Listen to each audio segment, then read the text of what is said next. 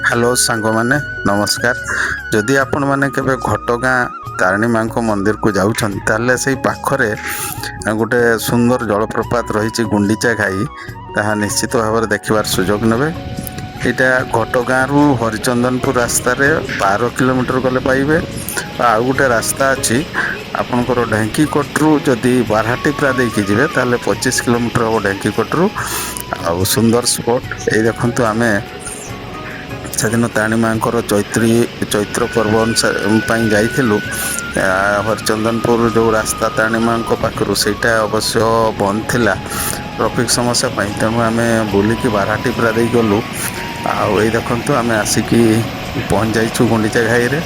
ये खूब सुंदर व्यवस्था सब रही जंगल परिवेश मध्य प्रपात अवस्थित आउ सबु प्रकार सुविधा सेठी टूरिस्ट मानक पई कराई। आपण आसंतु बहुत भल लगे। आम बर्तमान ये पार्किंग रे पहुँचिकी गाड़ी रखिलु।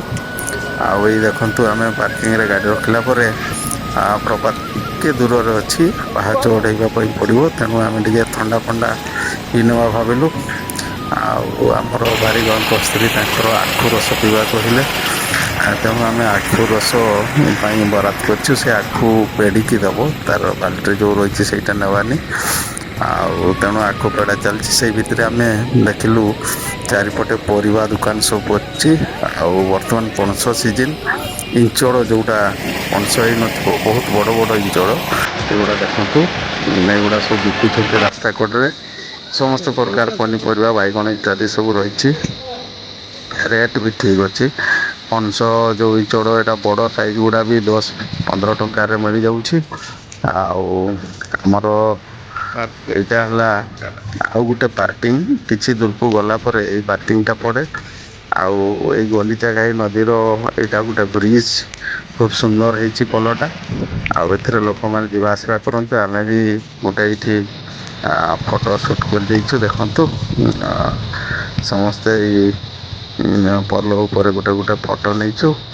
आबे आम गुंडीचा घाई प्रपात आड़ को जाऊँ तार चारिपटे विभिन्न प्रकार दुकान सब रही विभिन्न यहाँ गोटे वाच टावर देखु वाच टावर भी आपड़ पूरा गुंडीचा घाई दृश्य देखिपारे।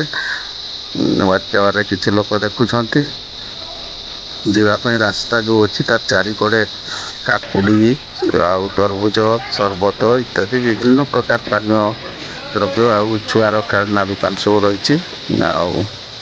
आम देखु ए पहुँची गलु आपंकर से गुंडीचा घाई जलप्रपात निकट को यहाँ दूर व्यूटा मुझे देखा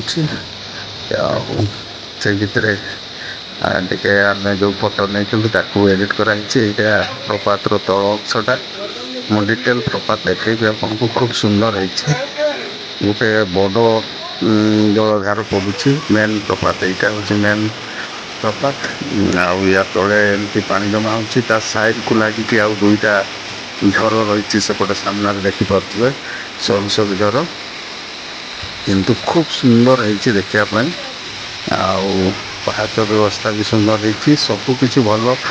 देखते युवा सब प्रपात गुड़ा मुख्य प्रपात जो देखिले से आउ थे देखी पिकनिक यहाँ बहुत भल स्पॉट आपण मैंने पिकनिक करने गले सब प्रकार सुविधा अच्छी। आपणकर जदि जंगल परिवेश न करेंगे पछ तले सब पिंडी बंधाई गोटे पिंडी को पिकनिक करने 100 टंका लेखाई जल इत्यादि सब व्यवस्था अच्छी। तेणु जब भी सुजोग पाँच जदि तारिणी माँ निकट को आसुँच गुंडीचा घाई जलप्रपात दृश्य टे उपभोग करेंगे। बहुत सुंदर है हूँ मुख्य प्रपात आठी पानी पड़ी कुंड टाइप रही देखु किसी केते गभीर कहबनी किसी लोक बसिकी गाधुआ पाधुआ भी करमर प्रपात देखा सरला देखते पाहाच देखिए आम पुणी उठिक आसु। धन्यवाद।